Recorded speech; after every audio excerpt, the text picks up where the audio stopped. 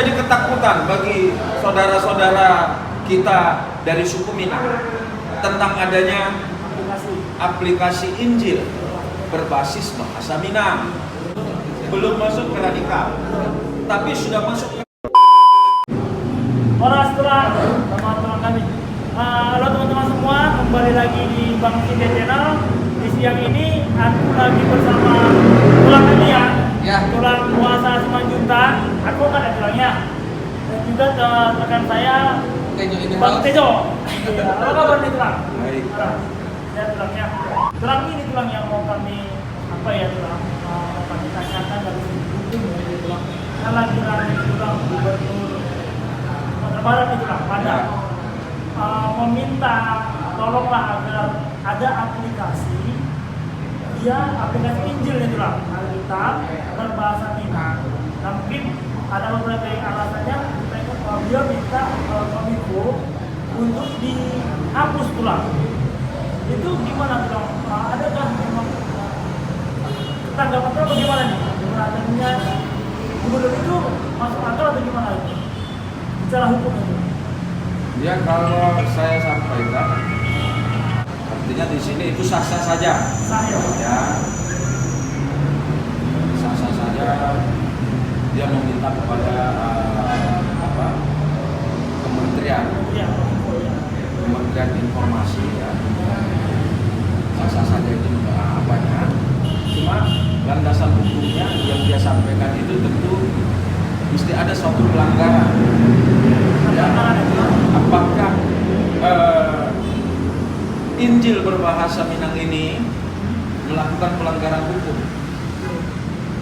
Apakah bahasa Minang ini ada satu aturan dan ketentuan yang sudah diundang-undangkan sehingga tidak boleh memakai bahasa Minang ke dalam bentuk apapun? Itu yang harus kita lihat dulu. Ya, nah kalau permintaan sang gubernur Sumatera Barat itu sah-sah saja, sebatas permintaan. Tetapi kalau memang ditemui di dalam aplikasi Injil berbahasa Minang itu adalah pelanggaran hukum, ya jangankan permintaan, tanpa diminta pun, kalau dia sudah undang-undang, maka ini harus ditutup. Karena ada berbeda delik umum dan delik aduan. Kalau delik umum ini tanpa ada pelapor pun sudah harus dikejar, sudah harus diburu. Nah kalau delik aduan ini tentu harus dilihat, ada proses ke sana, proses penyelidikan dan proses penyidikan mengenai adanya ya permohonan dari Gubernur Sumatera Barat kepada Kementerian Informasi Kominfo tentang adanya Injil berbahasa Minang, aplikasi tersebut untuk dihapus. Ya, kalau memang ini mempunyai dasar hukumnya dan ada ditemukan pelanggaran hukum, pemerintah harus sikapi ini. Ya. Nah, yang mau saya sampaikan di sini, artinya ketakutan apa sih? Bahasa ini kurang ya. Apa yang menjadi ketakutan bagi saudara-saudara kita dari suku Minang tentang adanya aplikasi Injil berbasis bahasa Minang? Saya rasa Injil tidak hanya berbahasa Minang yang ada, hampir di seluruh dunia Injil itu sudah masuk diterjemahkan bahasa-bahasa yang ada yang bisa dimengerti oleh masyarakat setempat. Nah, ini bilang, jadi kan argumennya Bapak Gubernur dia itu karena bilang bahwa di Minang itu kan budayanya itu kan arahnya kan ke Muslim nih, Islam gitu lah. Makanya ya karena hampir 100% Minang, makanya ya itu jangan ada aplikasi seperti itu gitu, permintaan seperti itu. Ya, tidak ada yang mengatakan budaya Minang ini adalah budaya nasional dan ini sudah khusus. Tentu budaya Minang ini beraplikasi kepada Muslim tentang kepercayaan, ya. Akan tetapi bahasa Minang, ya, bahasa Minang hanyalah bagaikan komunikasi pengantar, ya. bahasa itu adalah komunikasi pengantar untuk dapat lebih dicerna kepada orang yang bisa memahami bahasa Minang. Kalaupun dikatakan Minang identik dengan Muslim, tidak ada yang menampik. Betul. Tetapi kalau nanti kita katakan bahwa ada juga dari suku Minang yang mempunyai kepercayaan sebagai Nasrani atau Kristiani, itu juga tidak bisa kita tampik. Kalaupun katakanlah 0,sekian% dari seluruh suku Minang yang ada di permukaan bumi ini, tidak hanya ada di Sumatera Barat, bisa saja ada suku Minang berada di negara-negara lain. Tetapi tidak tertutup kemungkinan ada dari suku Minang yang memiliki kepercayaan, keimanannya ya terhadap Kristiani maupun Nasrani. Berarti kan apakah pengajuan dari gubernur ini Tuhan termasuk melukai kebebasan beragama dalam undang-undang pasal 29 itu Tuhan? Secara hukum dari Ya artinya beginilah, kalau saya tidak mau mengupas ini dengan gaya bahasa hukum, tetapi ini saya hanya mau sampaikan dengan gaya bahasa awam yang bisa dimengerti oleh masyarakat. Nah kalau kita bilang dia melukai, saya rasa nggak ada melukai, ya nggak ada melukai. Cuma yang saya mau sampaikan adanya kitab-kitab suci yang berbasis kepada salah satu bahasa suku yang ada di Indonesia ini adalah cermin untuk lebih memudahkan, ya, untuk lebih memudahkan mereka yang kurang fasih memakai bahasa Indonesia karena mungkin ada pendatang yang dari kakek dan neneknya sudah 7-10 keturunan berada sejak di zaman peperangan, zaman Belanda, zaman VOC masuk di Sumatera Barat, tapi mereka bukan suku Minang. Ya, tapi mereka bukan suku Minang, tapi karena sudah bahasanya sudah ratusan tahun mereka menjadi bagian daripada tanah Minang, otomatis bahasa pengantar yang dipakai adalah bahasa Minang. Ya, bahasa Minang. Nah, tapi belum tentu dia suku Minang. Nah, untuk penyampaian, ya segala sesuatu kita mau menyampaikan, artinya menyampaikan berita tidak hanya di dalam agama, di dalam apapun, untuk lebih dapat dicerna dan dimengerti, tentu orang akan menyampaikan dengan bahasa yang dia mengerti, bahasa sehari-hari yang dia pergunakan. Di situ saja. Jadi artinya korelasinya permohonan daripada Gubernur Sumatera Barat meminta kepada Kementerian Kominfo untuk menghapus aplikasi Injil berbasis bahasa Minang, itu sah-sah saja. Hanya saya mau mengatakan pihak pemerintah dalam hal ini harus hati-hati, harus jeli. Kalau memang ditemukan ada pelanggaran di dalam aplikasi tersebut yang menista, yang menghina, saya rasa bisa saja. Soalnya memang itu dia. cuma normal aja mungkin Ya, hati-hati lagi. ya. Artinya begini. Kalaupun bahasa Minang, saya juga punya keluarga Minang. Ya, saya juga punya keluarga ada di daerah Payakumbuh, suku Batak. Memang mereka kalau melakukan kegiatan ibadahnya setiap minggu itu agak jauh, ya. Tapi bahasa pengantar mereka sehari-hari adalah bahasa Minang. Nah, bagaimana tentu supaya dapat lebih dimengerti, dapat dicerna dia, mungkin orang yang datang akan berbahasa Minang. Sama juga dengan orang Minang yang ada di Tanah Batak, ya, yang ada di Tapanuli, ya, di Toba, yang masuk ke sana juga pasti akan mengikuti langgam bahasanya di sana, komunikasinya apa, gitu. Nah, bukan berarti ada batasan-batasan tentang tidak boleh, adalah. Nah, itu. Habis itu pengajuan yang ingin berbahasa Minang, ini apakah menurut orang di sini ada unsur radikalisme nggak dalam itu? Maksudnya unsur radikalisme gimana? Berarti istilahnya itu dengan ini kan membatasi sebuah informasi kebebasan beragama tuh lah. Jadi kan berarti kan dengan ditariknya diajukannya Injil tersebut ditutup, berarti kan ada juga yang orang Kristiani tidak bisa mengakui Islam. Berarti kan membatasi untuk kita bisa beribadah Islam. Itu kan apakah itu cuma unsur radikalisme? Ya kalau dibilang unsur radikal tentu belum, tapi sudah masuk ke ranah rasis. Kalau rasis ini benci, kebencian yang super.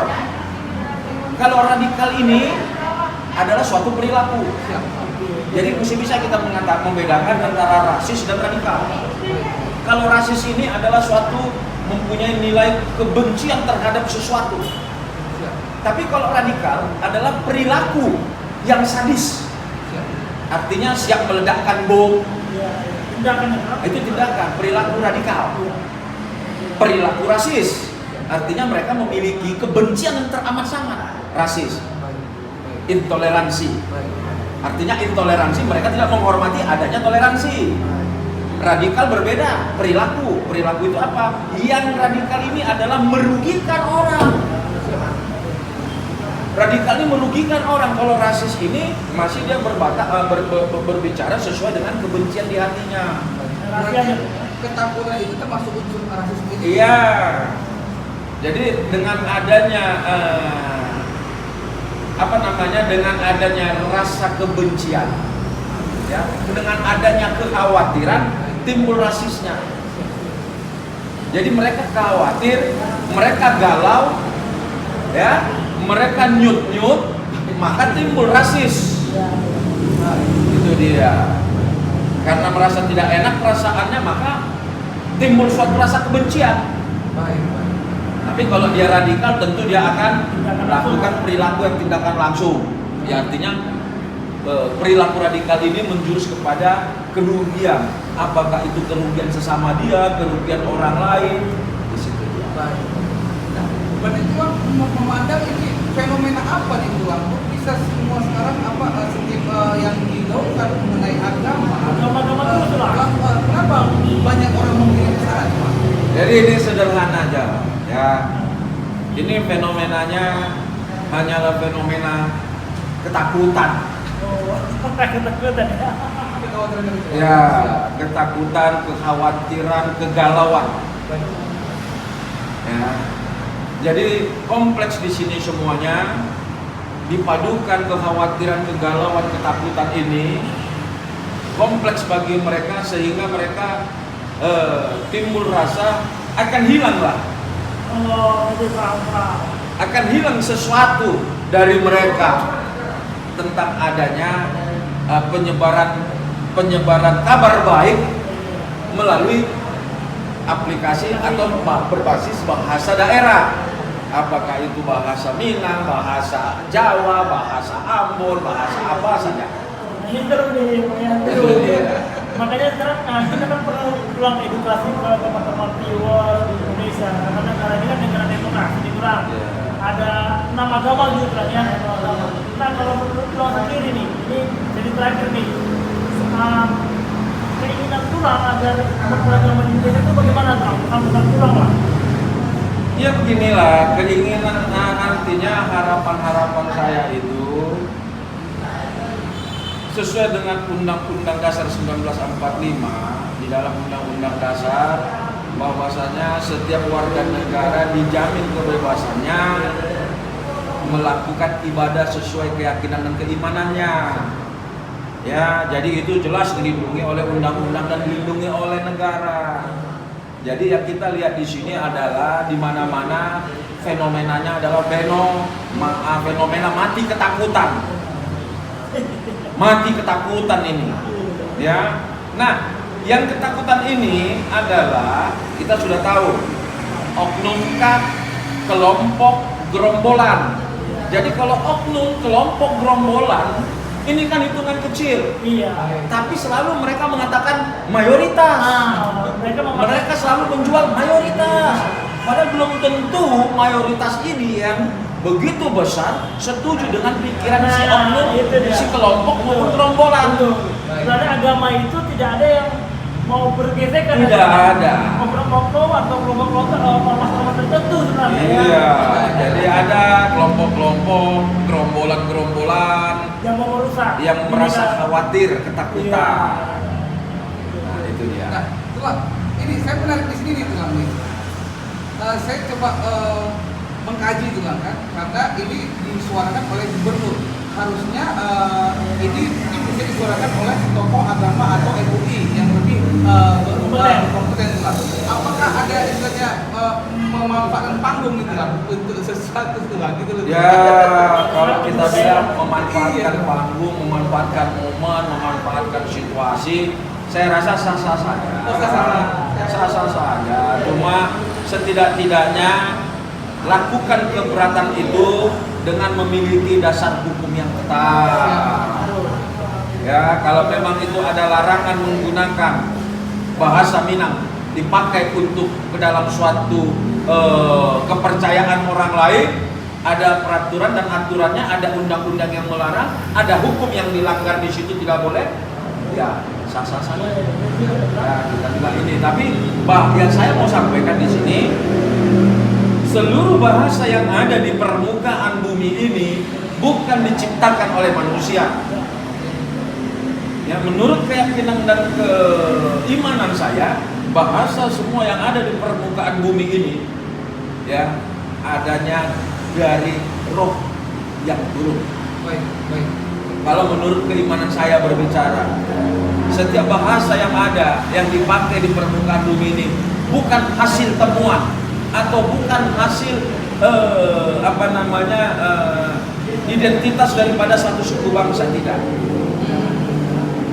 Tapi ini adalah setiap bahasa yang diturunkan di permukaan bumi ini adalah bahasa yang diturunkan menurut keyakinan iman saya, diturunkan oleh Tuhan yang Maha Kuasa. Bukan mereka penemu bahasanya. Saya bilang bahasa Batak bukan orang Batak itu, tetapi karena sudah diilhami roh, turun kepada seseorang, roh tersebut masuk kepadanya, dengan roh tersebut berbicara dengan menggunakan bahasa yang dimiliki oleh roh itu. Maka setiap orang yang berhubungan langsung dengan orang yang pertama dihinggapi oleh roh bahasa tersebut, maka ini akan menggunakan bahasa itu.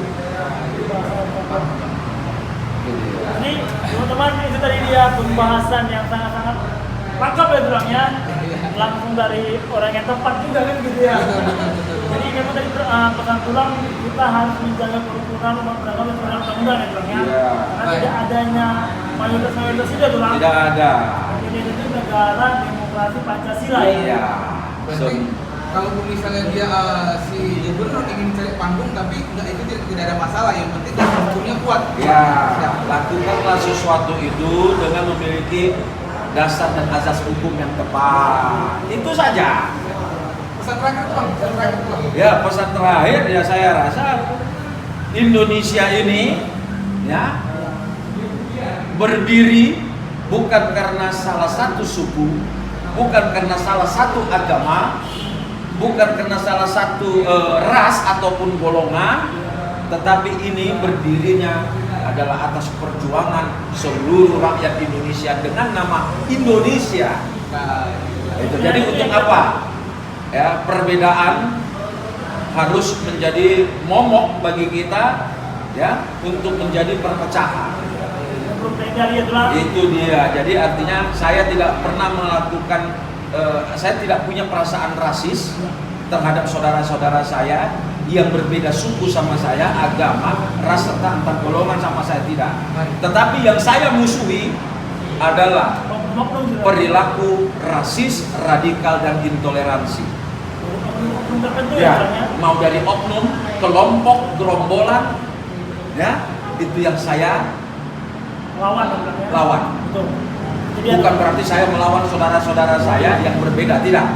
Tetapi saya akan lawan setiap perilaku rasis, radikal, intoleransi yang selalu menghakimi, ya, satu agama tertentu.